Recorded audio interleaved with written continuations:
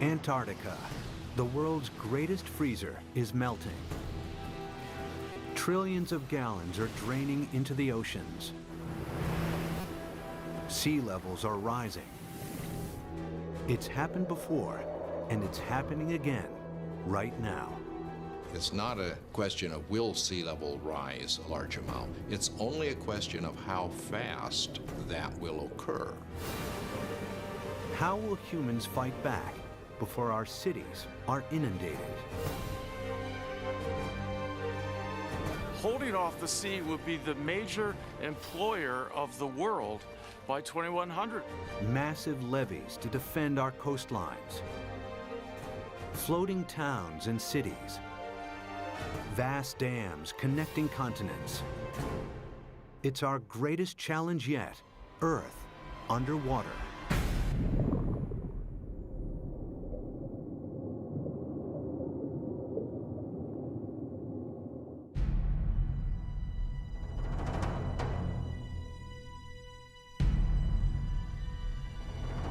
This is New York in the 24th century. Sea levels have risen by 120 feet. Manhattan is flooded. What could cause such a terrifying scenario?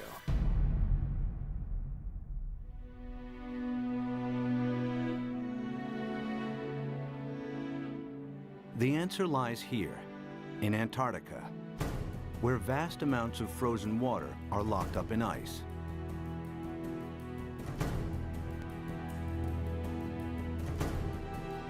Some of Antarctica's ice sheets are more than 2 miles thick.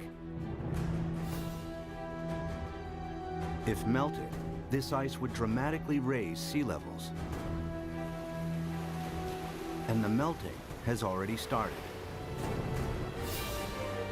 Taxi Jackson, please.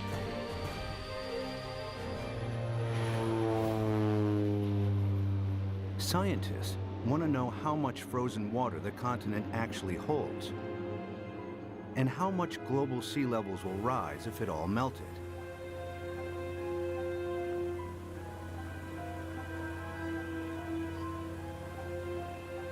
Specially equipped aircraft send radar beams deep into the ice, which reflect off the bedrock and measure the depth of the ice sheet.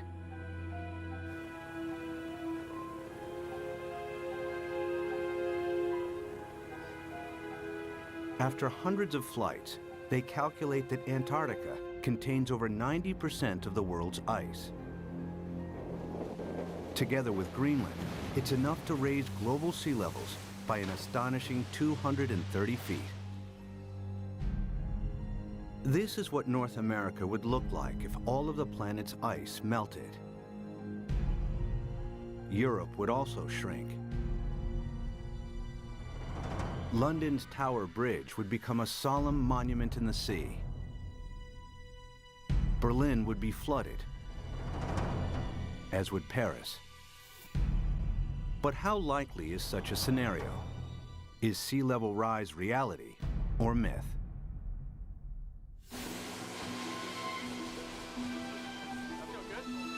Professor Peter Ward is a paleontologist and astrobiologist. He's written extensively on the history of life on Earth.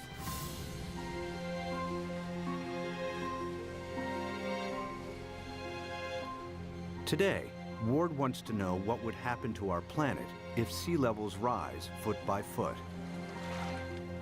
Somebody give me a zip here. The journey begins in the Florida Keys, a chain of islands south of Miami.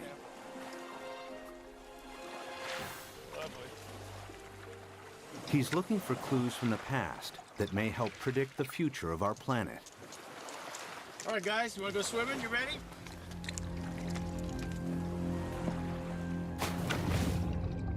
Just a few feet below sea level are banks of coral that have been at this location for over 4,000 years.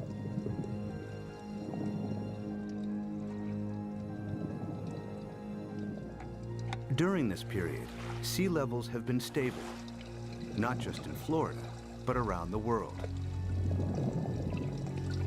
Who's going swimming with me? Come on, boys.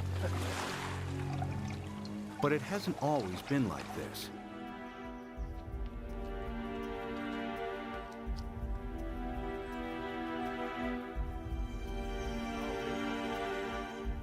A few hundred yards from shore, Peter visits an abandoned quarry that reveals startling evidence from the past. Oh yeah, beauty. Nice. Look at this dude. Sitting right in growth position, grew straight up. Very nice. I came here at a very young 23 years of age. Our professor brought us to this quarry and said, this is a perfect reef, and it is. Look at this big coral sitting right in place. This is how corals grow straight up. And not very far offshore from us, we have these same corals living in place. And these things have to live in at least 10 feet of water. So we're sitting here. There's not been any volcanism. Nothing has lifted Florida up. How could you get this coral this high up in the air now, unless you had sea level, at least another 10 feet above this? It was the first indication to me that sea level, which I knew had gone down and come up, but I had never thought that it could be higher than it is now. If history repeats itself, our coastal cities would be inundated. Sea level rise is not a myth. It could happen again, just as it's happened before.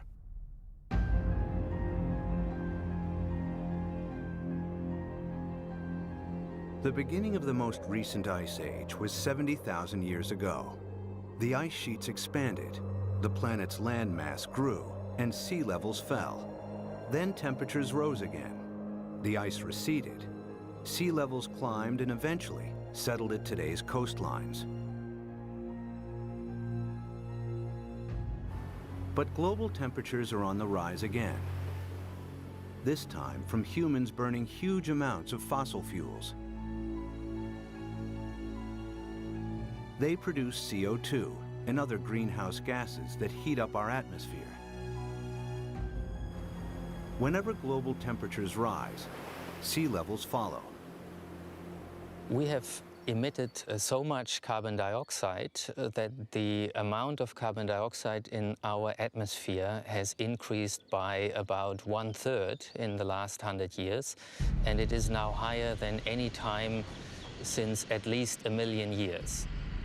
We expect about 3, 4, even 5 degrees centigrade warming in this century. The warmer it gets, the faster the sea level rises. That means sea level rise will get faster and faster as we heat up the planet more. Of course, predicting future sea level rise is difficult, as the planet has never before experienced the dramatic increase in CO2 of the last 100 years. But Professor Rahmstorf's climate model predicts a maximum 6-foot sea level rise this century, as higher temperatures kick in.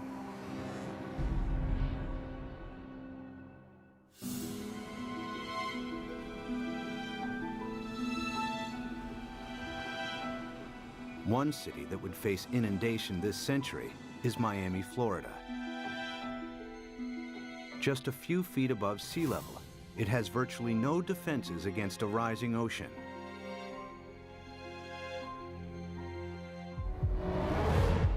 After 1 foot of sea level rise, these beaches would be regularly flooded at high tide. After 2 feet, many roads would be submerged.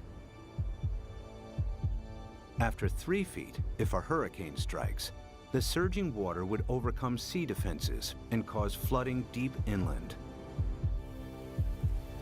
Much of the region's coastal real estate would be ruined. We are looking at millions and millions and millions of dollars of real estate here. And we can assume that every one of these things is $500,000 to $1 million. We've got 100 here, we've got $1 billion in a very short area through here. So our $1 billion of houses, we get 1 meter, 3 feet of sea level rise, and every single one of these houses is useless. Who's gonna buy them? What happens to this $1 billion of real estate by the time we get 3 feet? I mean, it's gone. It's useless. It's just, you scrape it off with bulldozers and you just leave it here. That's what'll happen. It'll just be left here. And it's not just residential properties that will be affected. Think of all the wharves and all the places where ships offload and unload all the goods and services. And if sea level rises even 3, 4, 5 feet, every single one of those ports has to be replaced. The cruise ship lines, there are billions of dollars of infrastructure that even a small sea level rise takes out. You got to rebuild it all over again. After 4 feet of sea level rise, electricity supplies would be affected as coastal power plants are flooded.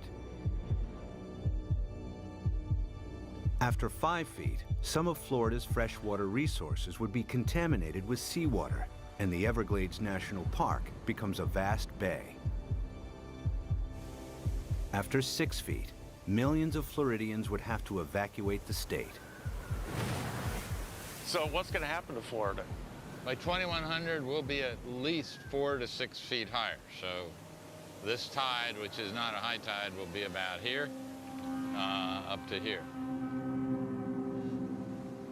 There's no way that we can keep the sea back as it rises. Miami-Dade County will be severely diminished.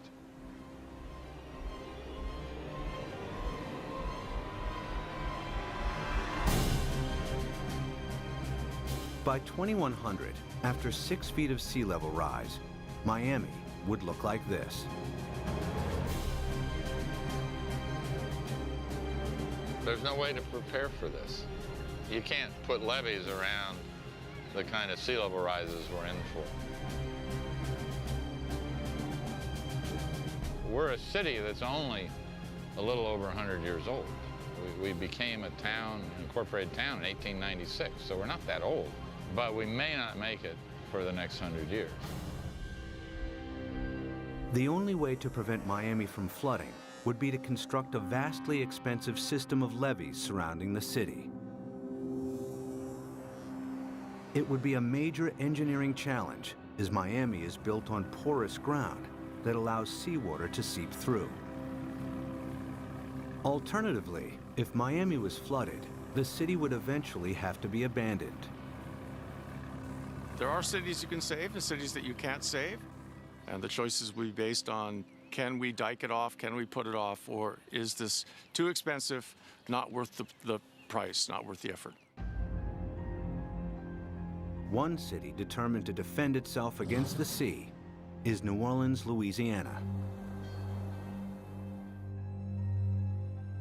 During Hurricane Katrina in 2005, large parts of New Orleans were flooded after a storm surge raised sea levels by 20 feet. The city lies several feet below sea level. Its antiquated locks and levees weren't strong enough to hold back the rising sea. As the storm pushed the Gulf's surging waters into Lake Borgne and onwards into the city's canals, New Orleans' sea defenses broke in 50 places. We had some levee and flood wall failures in the hurricane system, and the combination of that overtopping of the levees and the flood walls that failed caused massive flooding throughout the city. About 80% of the city of New Orleans was flooded following Hurricane Katrina.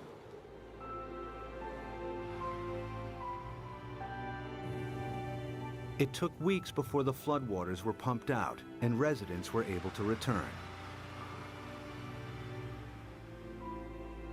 Among them were Victory Wallace Taylor and her son Peter, who returned home to a badly damaged house. The flood was very bad. They wouldn't let us come and see about our house.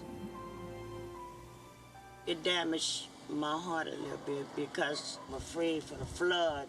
Like if the flood come in again, I don't know what to do because I think I might panic this time. I don't know. It is a hard pill to swallow, you see.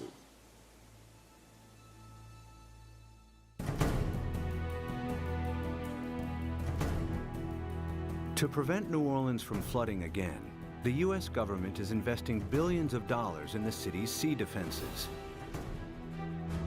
Along the riverbanks, the U.S. Army Corps of Engineers is strengthening New Orleans' levees and locks. Their work here provides future insight into the kinds of construction that may be needed to protect coastal cities around the world against rising sea levels. We learned a lot of key lessons, and some of the key lessons learned were incorporated into the designs for the Greater New Orleans Hurricane Storm Damage Risk Reduction System. And that system is a series of many different aspects. It has flood walls, it has pump stations, it has levees. There's the series that we call the multiple lines of defense. New Orleans defense takes a unique approach against the rising water by confronting the enemy itself. The flood surge that broke its sea defenses approached the city from Lake Borgne, a lagoon east of New Orleans. It's here where the U.S. Army Corps of Engineers is focusing its efforts. What we've done now is we moved the defense of the city out. We're about 12 miles from downtown, about 8 miles away from the 9th Ward, which is flooded. What we've done is we moved the protection from downtown, the heart of the city, left it in there, improved it. We've moved all the way out here, 8 miles out to the edge of Lake Borgne, where we now have this brand new structure which works as a primary line of defense. New Orleans is made up of the best topsoil from the United States that came down the Mississippi River and built up down here. However, back in graduate school, the whole idea was that the better it is to grow something on, the worse it is to build on. Well, this is the topsoil of the nation down here, so it's the worst possible stuff to build in. What you see behind me is the Hawken. It is a pile-driving crane brought in from Seattle, Washington, across the Pacific Ocean, down to the Panama Canal to New Orleans to build this particular gate and the barge gate. And what we've had to do is go down 60 feet through the newer material down to the old Pleistocene clay, and that is our basis. So the main wall itself goes down to minus 130 feet, and the batter piles that brace it are down to 190 feet. All tall buildings in New Orleans, the dome, everything is based upon piles. The new seawall also has to allow ships to pass through.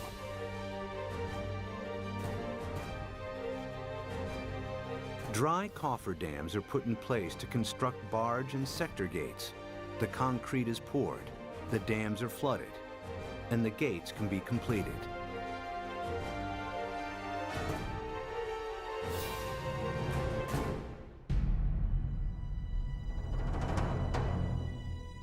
New Orleans' new sea defenses are costing the taxpayer a hefty $15 billion.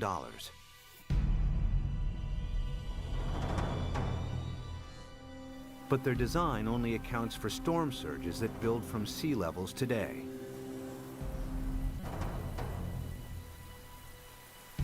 If sea levels rise by 6 feet, any storm surge would be higher as well, and the city's sea defenses would have to be heightened at an even greater cost.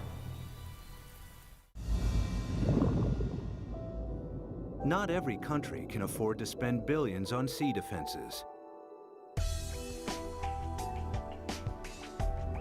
In Bangladesh, many of its 150 million inhabitants live at or just above sea level.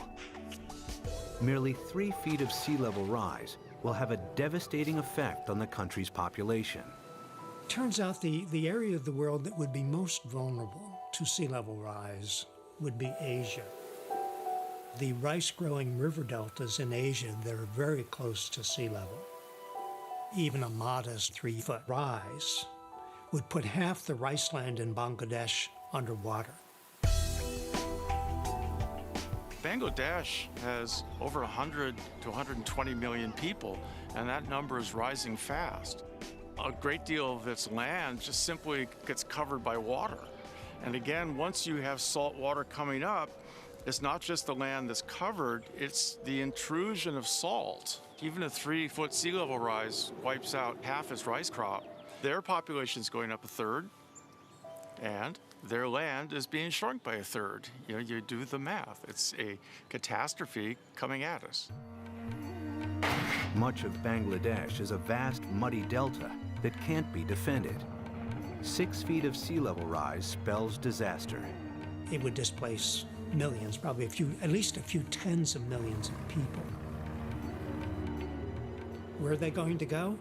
India's already built a wall between India and Bangladesh. They're anticipating there are going to be a lot of Bangladeshis starting to move, looking for a place to go, and Bangladesh itself is already one of the most densely populated countries on Earth. And then there are another 18 or 20 rice-growing river deltas in Asia, the Irrawaddy in Burma, the Pearl River Delta in China, and so forth, that would be affected in varying degrees by the rise in sea level.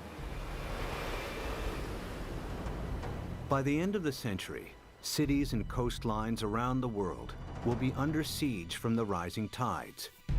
Everywhere, people will be building levees and sea defenses to fight back.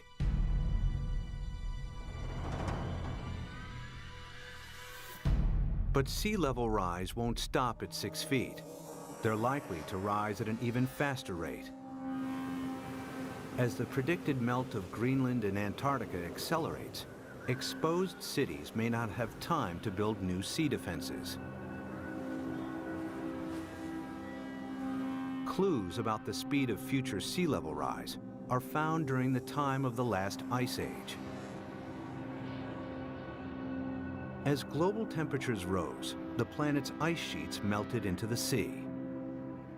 Sea levels increased by a staggering 390 feet until they settled at today's levels. How fast did this happen?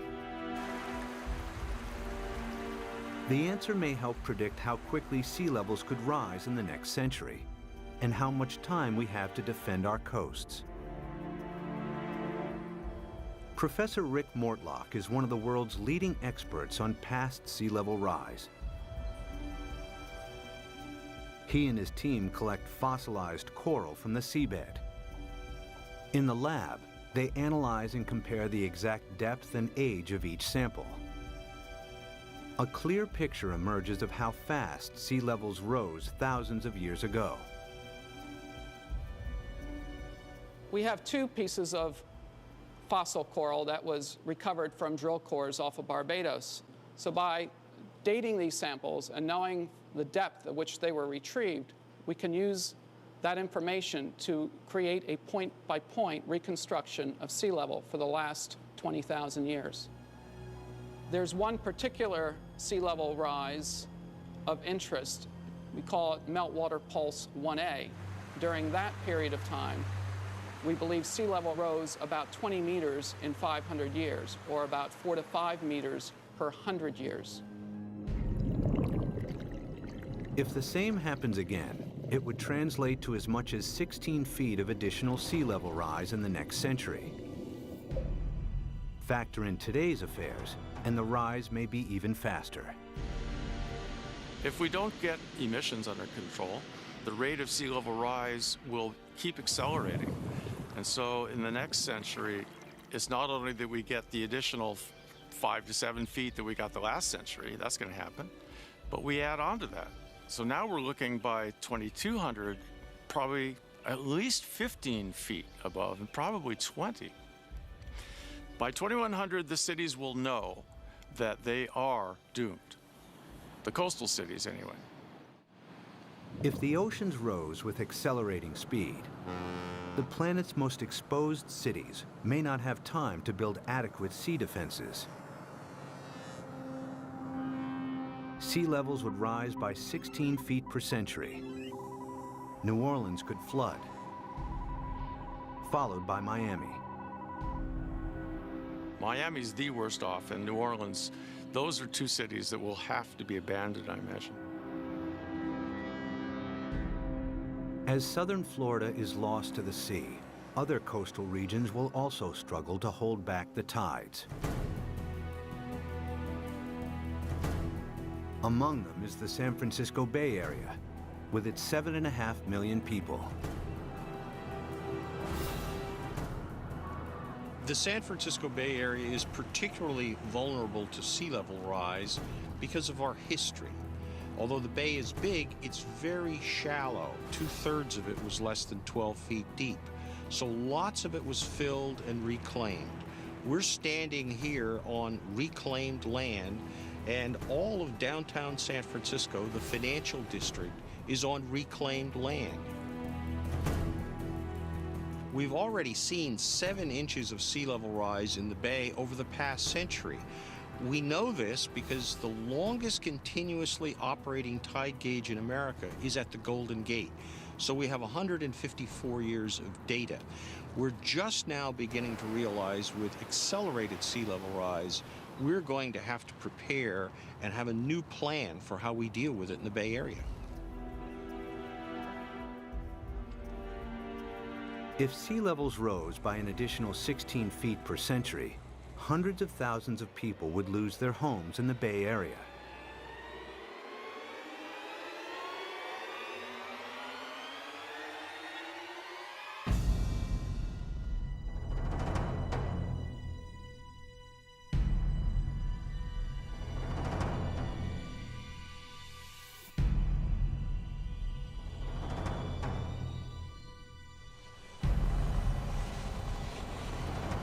To protect San Francisco Bay, levees would have to be built on a massive scale. The silver lining is the engineering will create so many jobs. Holding off the sea will be the major employer of the world by 2100, I think. This is going to be worldwide. We're going to have a damn revolution. The bay's entire coastline would have to be defended with levees in order to protect it. But in the east, the Sacramento-San Joaquin Delta would remain vulnerable because it's at or below sea level. The Delta has some of America's most fertile farmland. The most important part is food. It's unbelievable the proportion of human food that comes from land that is at sea level, not necessarily right next to the sea, but at an elevation that will be impacted by sea level rising. Sea level rises a little, all those fields next to it, even if they're not covered by the sea, are rendered useless for human crops by the sea. If the Delta and its farmland were lost to the sea, California's food supply would be in jeopardy. The Delta is also one of the main sources of fresh water on the American West Coast. This is the hub of California's water supply. 26 million people drink water that comes from this estuary. That's a huge number. 2/3 of the population of California gets water from this estuary. If you raise sea level even a foot, you know, which in our mind isn't all, as geologists, that doesn't seem like much, yeah, but that's common, yeah. If you raise sea level a foot, the work that we've done suggests that you will salt up this end of the delta, even if the levees all stay together, even if they don't fail. If sea levels rise by 6 feet this century, local rivers will be contaminated with salt, and California's main fresh water supply will be lost. In the next century, after an additional 16 feet, the entire delta will be claimed by the sea.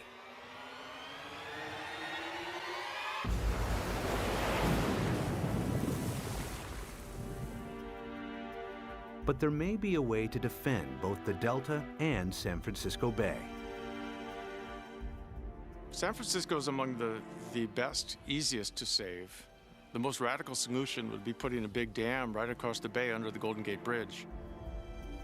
On the ocean side, the sea is about 130 feet deep. Building a dam would be controversial and would turn the bay into a freshwater lagoon. But at a time of intense sea level rise, some may consider this the best option.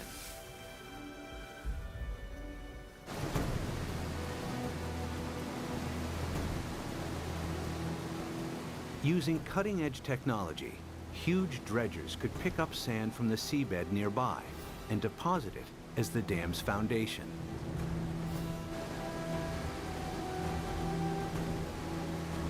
The dam's shallow incline would ensure maximum stability against earthquakes, breaking the power of the ocean waves with ease.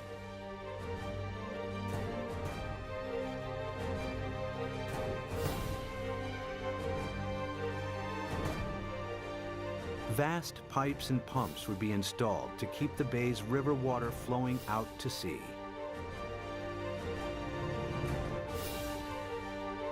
The Golden Gate Dam would cost $2.5 billion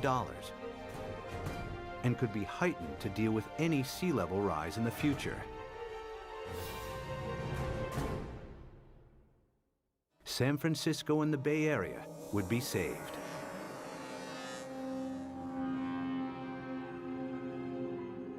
One region that may benefit from the U.S.'s sea defenses is the Mediterranean.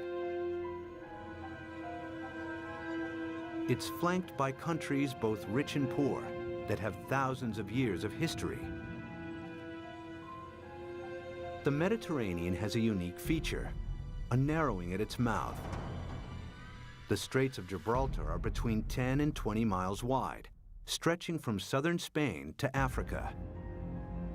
A dam could keep the rising water of the Atlantic separate from the Mediterranean. There's been a plan since World War II, for instance, to put a dam between the Rock of Gibraltar and Morocco on the African side. A dam big enough that sea level rise does not affect the Mediterranean. But building a dam here has one major drawback. Every year, the Mediterranean loses 2 feet of sea level through evaporation that is compensated by the inflow of water from the Atlantic. The dam would cut this off. In the case that you build a dam in the Gibraltar Straits, there will not be the flow of water from the Atlantic. So in the case that you cut the flow, so there will be a evaporation, there will not be compensation, and there will be a permanent drop of the water level. After years of evaporation, the Mediterranean would turn into a stagnant saltwater lake. Eventually, the sea would dry out. And if then the sea level would rise, let's say another... Sea defense engineer Peter Janssen maps out possible solutions on how to keep the Atlantic flowing while building the world's largest super dam. I looked at the surroundings. I looked at what may be required to make a closure. And then, well, I thought it may be feasible.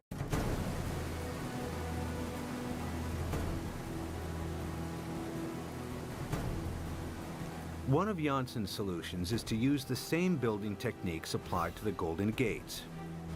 The dam would be 20 miles long and tower 1,250 feet above the seabed, the same height as the Empire State Building. Another solution is to keep the natural flow of the Gibraltar Straits. Huge amounts of Atlantic surface water will flow into the Mediterranean. At a much lower depth, some of the Med's saltier water will be pumped back out again, keeping the sea's salt and sea level stable. The world's greatest super dam would cost $275 billion. The total cost related to what may be the impact for all the cities around the Mediterranean, it seemed acceptable. It may be a solution.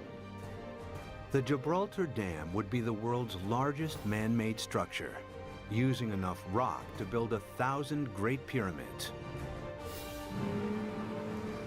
Although the dam would cut off the migration of marine life between the Med and the Atlantic, it would save the entire Mediterranean coastline from flooding. It's certainly technologically possible. The old cradle of civilization becomes really the center of civilization. They would be the last coastal cities never affected by sea level rising.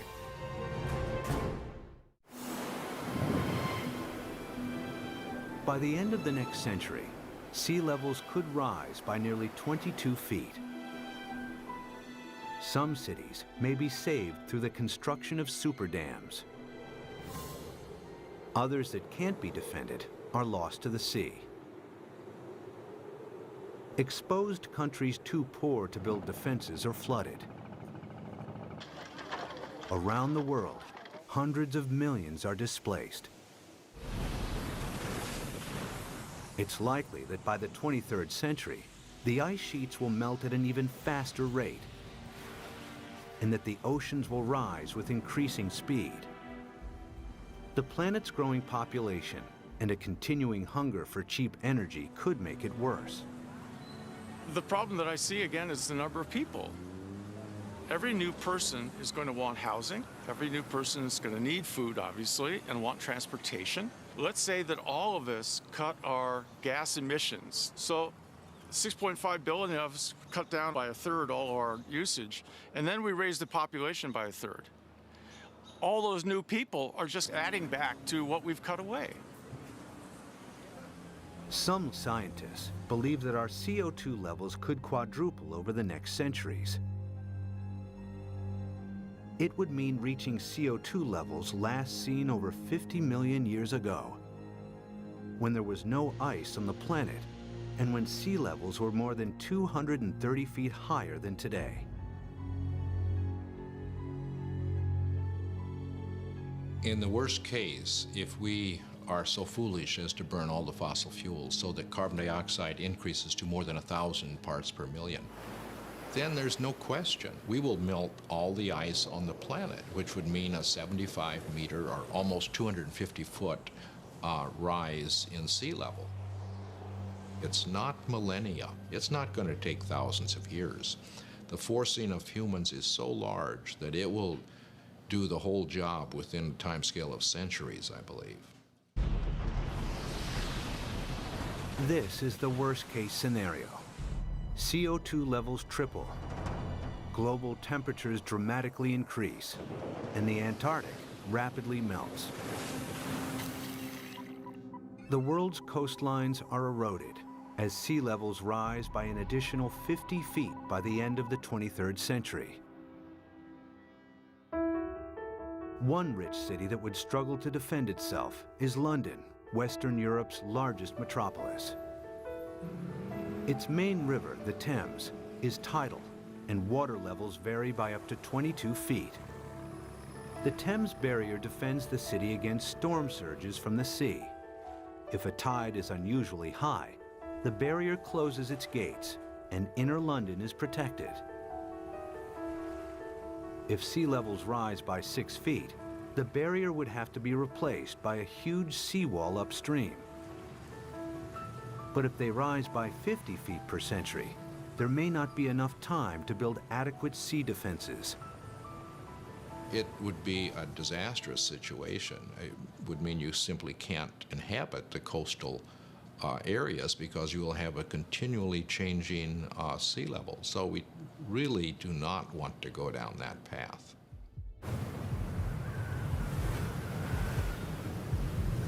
If CO2 continues to increase at a growing rate, 50 feet of sea level rise per century is a distinct possibility. The swiftly rising oceans would bypass any new seawalls. London and large parts of England would be flooded within a few centuries. The worst case scenario is when we have maybe 4 to 6 feet within a decade. That's not the kind of thing where you sort of sell your houses and say it's going to be okay. But you're trying to get out of there without drowning. It's going to challenge the existence of civilization. One of London's most famous landmarks, the Tower Bridge, would become a somber outpost in the sea. I mean, there would be a degree of panic that we cannot imagine as each country tried to figure out how it somehow could survive. Rising oceans would seep underneath obsolete levees or breach areas where there wasn't the time or money to strengthen seawalls. The rapidly rising sea levels would soon overwhelm large parts of continental Europe. By the time all of the Antarctic's ice has melted, Denmark, the Netherlands, and large parts of northern Germany and France will be lost. Significant sea level rise may turn Berlin into a coastal town within centuries. Another 100 years, and the city would be lost to the sea. The rising sea would creep up the River Seine and find its way to Paris. With an elevation of 115 feet, the French capital would be vulnerable to sea level rise. After all of the planet's ice is melted, it will flood. The affluent countries would try to protect their borders against millions and millions who would be leaving the areas most severely affected. But the stresses associated with migration on this scale are unimaginable. The meltdown of the planet's ice sheets would completely transform our world. But even as our coasts are pushed back by the rising oceans, resourceful humans would try to adapt.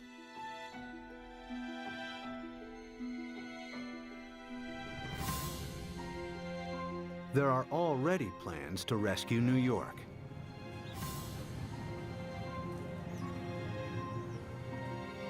Manhattan Island is flanked by two fast-flowing tidal rivers. The entire city is directly exposed to the North Atlantic and extremely vulnerable to sea level rise.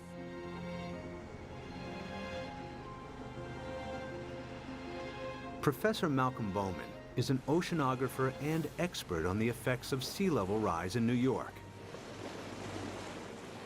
If the worst case scenario, the rapid meltdown of the ice sheet on Greenland, the West Antarctic ice sheet, were to happen extremely rapidly, the future of New York City is in peril. So the city has two options. One, either build massive defenses, or two, start evacuating the city and its population to higher ground. The flooding of New York's underground installations would only be the first in a series of catastrophic events. After the first 6 feet of sea level rise, parts of lower Manhattan would be submerged. If sea levels rise by 50 feet, the water would move into Times Square. Behind me is the Manhattan Bridge, with sea levels rising 250 feet. That bridge would have seawater lapping around the roadway. New York City as we know it would not exist. But there is a way that New York might adapt even to extreme sea level rise.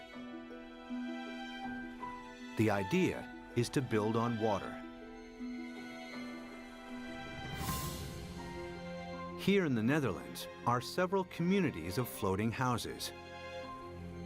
Koen Olthaus is a visionary architect who believes these houses are the beginning of a new trend in design and construction. So what you will see is that people go and design floating apartment buildings and really floating structures like 200 by 200 meters with roads on top of it and with cars on top of it and houses. Such floating cities could be built with a new lightweight material that's like a concrete sponge. The beauty about floating cities is that you don't have to protect them from nature. They just go on with nature, they live with nature. And they will just go up and down with the water. Olthaus has designed a seawall to protect Manhattan, with floating districts attached to it. New York, we're going to build a new Wall Street around it, around Manhattan. So we can redesign the city around it, or even having floating leisure around it, floating agriculture. A floating New York is still in the concept stage. But one day, this may be the solution for hundreds of coastal cities facing inundation. The best silver lining of the whole thing to me is that it will require a united world. A world war against sea level will have to bring all of the squabbling governments to act together. The sea doesn't care what your national boundary is. It's an equal opportunity flooder. We will have to, as a planet, come at this in a united fashion. Whether it's the construction of massive seawalls or super dams, sea level rise will happen. The question is not if, but how fast and how much our oceans will rise. Much will depend on our own CO2 emissions. Humans will need all their ingenuity to meet the world's greatest challenge yet. when 7 p.m. feels like this, you must be watching the National Geographic Channel.